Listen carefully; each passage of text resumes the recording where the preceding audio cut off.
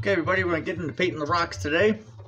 I've kind of already started painting mine, so you kind of could see it as an example. This again is part of my pumpkin patch, so I'm trying to go with more of a earthy type colors. It's a little out of my comfort zone, but you know, this is one of the things about the painting is you can go out of your comfort zone and do weird things.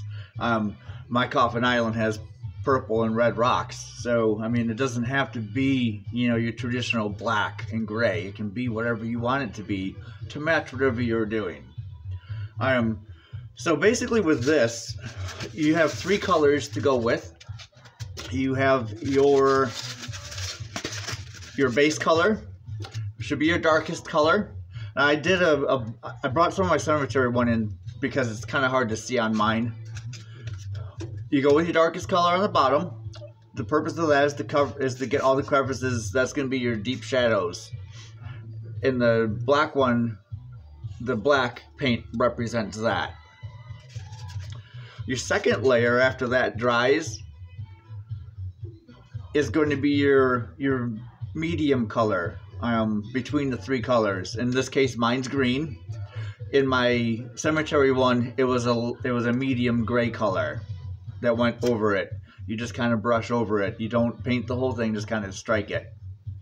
So you can see your background color, a foreground color, and then the third step is dry brushing. And that's where you take the lightest color of your selection and you just basically, with very little, almost no paint on the brush, strike over it and just get the high points. That's what the white here is. It kind of represents. And if you can see it on my pumpkin patch one, it's like a tan color. So that's the basics of the painting. I've taken the liberty. I painted my platform all the way around except for the front, and I'm going to demonstrate based off the front. So the face here that's still natural is my darkest color. My second color after that is my green, and then when you have both those colors on, your lightest color goes over that, and I'm going to demonstrate all of those right now. So when you do your base color, your dark color, you can add up to a 50% ratio with water. This stuff can be watered down. I like to go a little more solid than that, so what I'll typically do is I'll just dip my brush into the water and then just dab it. It doesn't have to be, you know, anything. If the paint's a little wet, it'll actually go into the creases easier, and you just paint the whole thing solid.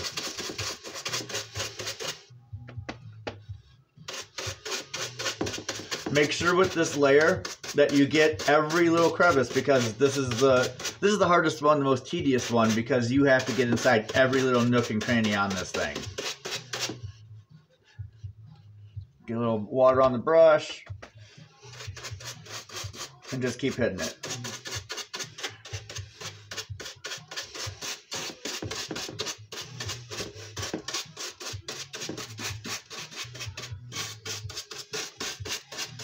Again, just make sure you get in every little nook and cranny in there.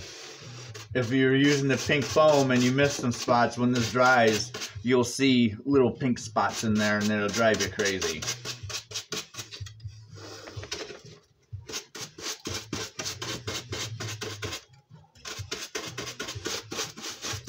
Alright, so you go all the way down, and that's how you get your base layer in there.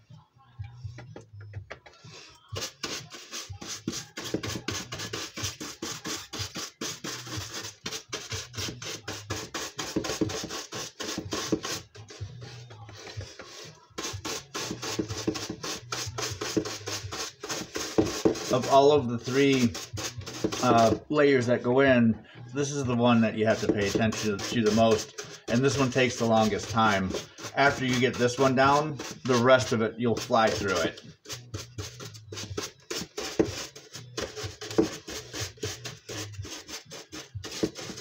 Okay, you get the point. I'll finish the rest of mine in a little bit here.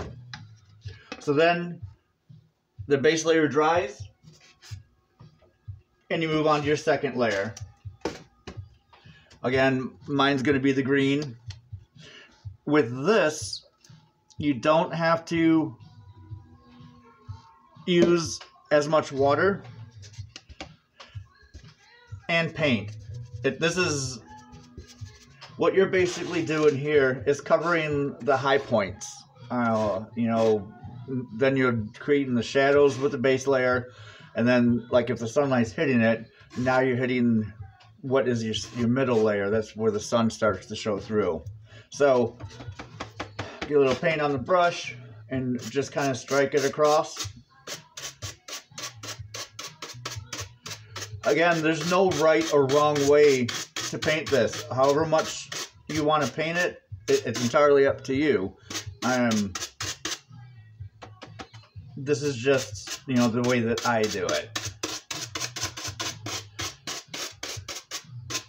And I've had pretty good luck with my rocks doing this. You can see this layer here, it's much quicker. You're just kind of striking the platform and getting high spots again. Don't be afraid to go back and forth and make sure you got everything.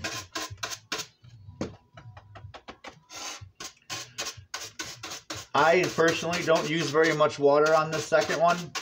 I like to use the colors straight up. I use the water primarily on the base color on the first coat.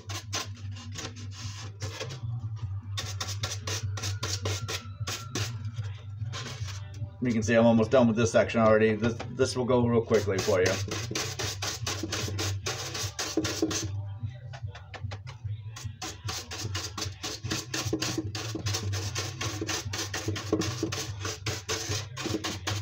Okay, and you got it all the way down. Then the third one, for me, again, is the lightest color that you have. This layer is called dry brushing. On this layer, you want almost zero paint on your brush. So have a piece of paper towel on hand, dab your paint, and just dab the paintbrush onto your paper towel until it's pretty much gone. And then you just strike over it and hit all the high points. That's all you do. Just hit all the points that are sticking out that the sun is definitely 100% going to directly hit. This is the cool layer because this is where the veins inside the styrofoam start showing through, and you'll start seeing some really cool details in your carving and the styrofoam itself. This is the fun part right here. Again, very little, almost no paint on the brush. Just keep dabbing it off. You can almost put it on your hand and there's very little on there. That's almost too much. If you find that you've put a little bit too much on there, you can always hit it more and kind of wipe it off. You're basically just scratching the surface with this brush. You can kind of hear how aggressive and forceful I'm being with the foam. And then you'll have it. And when you're done,